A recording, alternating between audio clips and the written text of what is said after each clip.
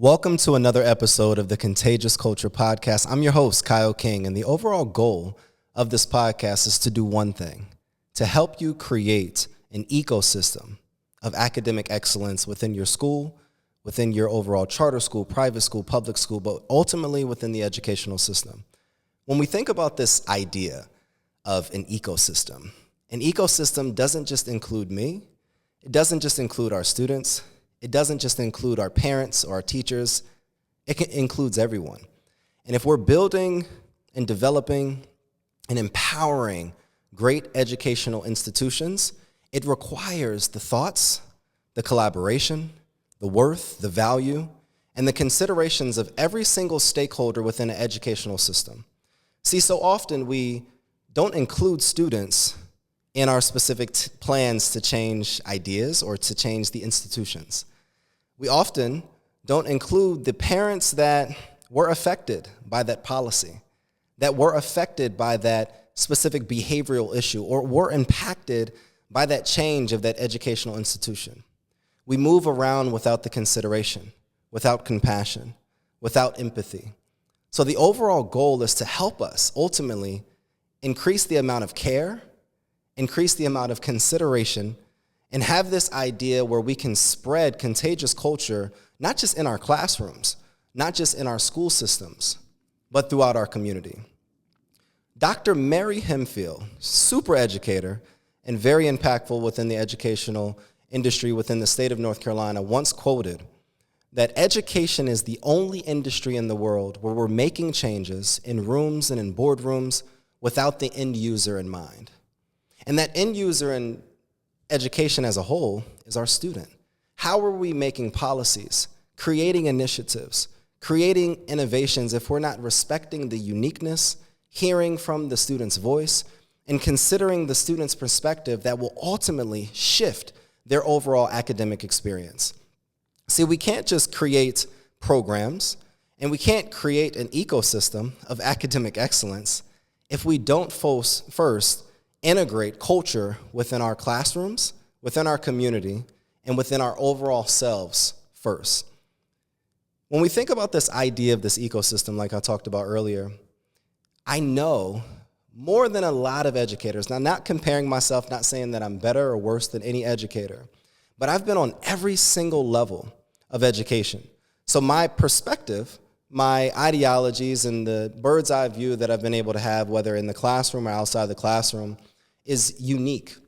And this unique experience, this unique perspective, and my unique opportunities that I've been able to have that have allowed me to create not just the results in education inside and outside of the classroom, but the relationships with students, with parents, with the community partners and stakeholders that have ultimately helped me find my calling. See, I was just a 24-year-old young man, recently published 3 books that was just moving to the state of North Carolina, the lovely city, Charlotte, North Carolina. I was driving down North Tryon, and then I stopped and then turned down a road, and then eventually within 20 minutes, I found myself on Mallard Creek Road. I saw this building to the right side of me that said Queen City STEM School. Queen City STEM School.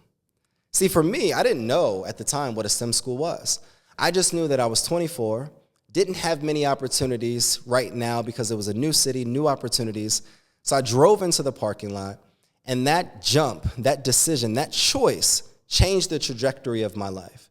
I walked into the front door, I saw the assistant sitting in the front, and I asked her, I said, "Hey, my name is Kyle King. I would love the opportunity of volunteering at your school. I don't necessarily know what I want to do. I'm in the middle of a career transition, but I have these books and I would just love to mentor students." She said, "Oh my goodness, this is right up our alley." She introduced me to a man, older Middle Eastern man at the time. His name was Ali Ozer. Walked me back into his office, and the rest is history. Within 3 weeks, I was the JA Biz instructor. Within 6 weeks, I connected with the after-school program, was the after-school coordinator and the JA Biz instructor during the day. By the end of the year, because of the results and because of the collaborations and the opportunities that I created within students in our community, I directed marketing for that school. But it was one thing that separated me from a lot of the people that come in and come out of the educational system. It was the intentional focus on starting with heart and building key relationships based upon one thing: a genuine opportunity and a genuineness to actually love on students and be able to create impact within our educational institution. At the end of the year, I had one opportunity, one choice, and one action that I believed would maybe change the trajectory of the rest of my life. Ali Ozer was transitioning to another school and another opportunity, but he set me up to be able to be that next year the dean of students. A new principal, a new assistant principal, completely new administration would be able to foster and create the next 10 years of this specific school, of the specific lives of all of the students that came in and out of the doors of this institution. And he believed in me. He believed in me enough without an educational background, without a master's degree, without a traditional praxis and all of these different things. And he said, Kyle, you're going to be the dean of students because of one reason. You have the heart for education. And the relationships that you've built with these students over the past 6 months is absolutely phenomenal, and it's what we need in education. See, that one opportunity allowed me for years to be able to impact tens of thousands of students across the nation. That one person that believed in me allowed me to publish 4 more books and be a 7-time best-selling author. That one opportunity allowed me to now be a director over a whole charter network and be able to help empower thousands of students on a daily basis. That one person, that one opportunity, and that one person that believed in me allowed me to change lives. And this is the idea of contagious culture. See, it's not just about me. It's not about what my belief is. It's not about what I would have done differently or if Ali Ozer was or was not there. There's so many students that are inside of our classrooms right now that don't believe. There's so many students inside of our classrooms and teachers within our classrooms that don't have the know-how, that don't have the grit, or don't have the care, that want to step out of education. They don't have that mentor that they want to be able to work with or have on the back end that believe in them to be able to push them to the next level. See, when we think about the Latin root of the word culture, because earlier, before we actually filmed this, my son was talking to me. He said, Dad, what is your podcast about? I said, son, it's about contagious culture. He said, what does contagious mean? See, as a 9-year-old young man, he was oblivious. But he asked me that question, and I said, Carter, you know when you have kind of a sickness, and I tell you to just stay away from people, and you could get that other person sick? It's the spreading of potentially a disease. But what if, just bear with me for a second, just be with me, come on this journey with me for a second. What if, instead of spreading diseases, we can spread positivity, we can spread hope, we can spread belief, we can spread impact, we can spread motivation, we can spread affirmation in our classrooms, throughout our colleagues, and throughout our organizations. Just imagine what our school systems would be. Just imagine what our culture would be. So this idea of contagious culture is the spreading of, again, an idea that we all need to care. We all can have the opportunity to change. And we all need to consider each other enough to be able to have the best opportunities created for our students.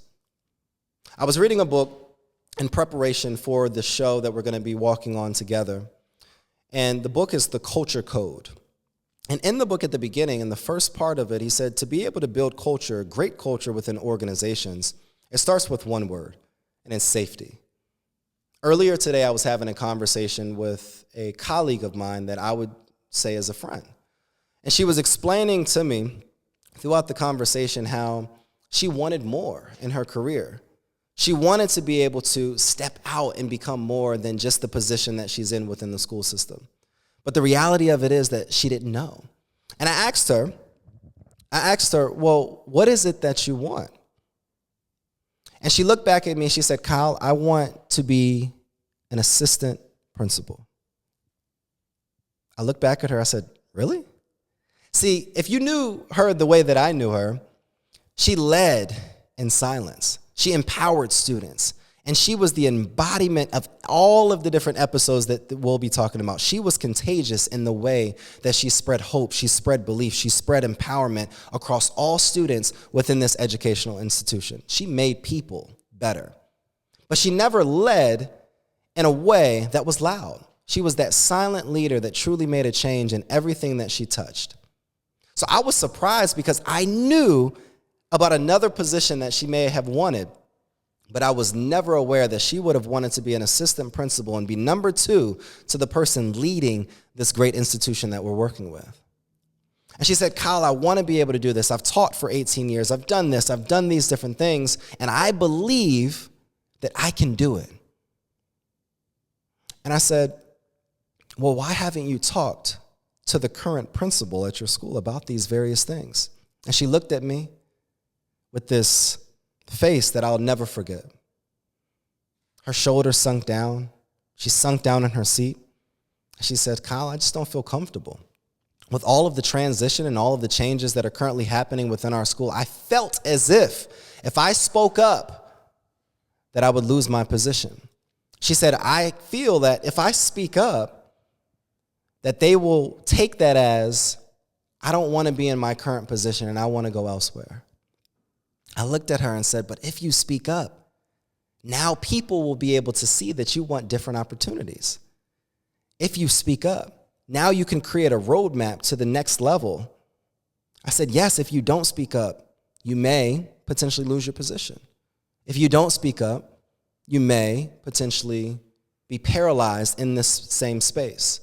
And it led me to this belief in this book, The Culture Code, that the first part when we're building great culture within schools in regards to this book is this idea of creating safety. See, in my life, I've been at a lot of levels within education. I've been a board member. I've been an ELA teacher. I've been a director of marketing, an after-school coordinator, and have developed and built successful organizations.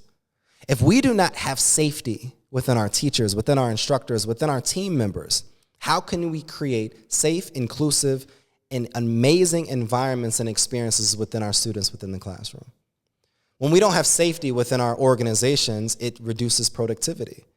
If we don't have safety to be able to call when we're not feeling well in the morning and feel comfortable to call our boss and say, hey, I'm not feeling well, I'm not going to come in. Now we're coming to work at 80% or 60% instead of giving 100%. If we're not feeling safe and comfortable to be able to go to our boss or our managers or our colleagues and say, hey, this is what I want, these are the opportunities that I want to be able to create, then what happens? Now we're allowing other people to take advantage of our opportunities.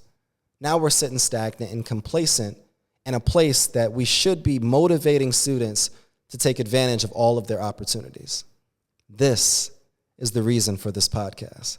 This is the reason for this idea of spreading contagious culture. And when we think about the Latin root again of the word culture, it's from the Latin root of cultus, which means to care. If we don't care enough about our students and their success, if we don't care enough about our parents and what they expect of us, if we don't care enough about bettering our communities in an intentional way, then what are we even doing this for? There's a question that I want to leave you with, and I want to ask you. What do you actually desire as an educator? What type of experience do you create when your students walk through that front door in the building or that door that they walk through when you're getting ready to instruct them on a daily basis? When we think about the greatest resort or the hotel experience that we've been able to have, I want you to walk with me on another journey of that greatest vacation that you have experienced or would want to experience. Think about the experience on that plane. Think about the experience when you land and you potentially have that chauffeur taking you to this resort on this beach. When you walk in, they know your name. They walk you to your hotel room or your resort, and they're giving you all of the different things that you need. See, contagious culture is, I see you, I value you, I respect you. And there's something in this educational environment that represents your wants, your desires, your needs, and shows you that you are capable of more than your circumstance. See, me as an educator, I recognize it. See, I am not your traditional educator. I did not go the traditional route of go to school to be an educator or a teacher, and then go and do your specific training in all of these different shadowing opportunities, and then study for the praxis, and then go get your master's degree and then your doctorate, and then come in here and just be prepared to study the curriculum. No, I went an untraditional way and been able to have an impact that only God could have created. See, all of us have some type of calling. All of us have some type of thing that we were built to do, a gift, a personality, a style in which that we can develop great schools. The idea, the goal, the specific focus of the Contagious Culture podcast is to help you do just that, to find your gift, to find your calling, to find that thing within yourself that is meaningful. Because once we find that thing that is meaningful within ourselves, it empowers us to be able to create meaningful relationships with our students that ultimately allow us to create meaningful opportunities, meaningful memories, and monuments of success, not just for our students, not just for our schools, but our overall community. I'm excited to share this journey with you. If you're watching this on YouTube, I want you to like, comment, and subscribe. Welcome to the Contagious Culture Podcast, and we'll see you next episode.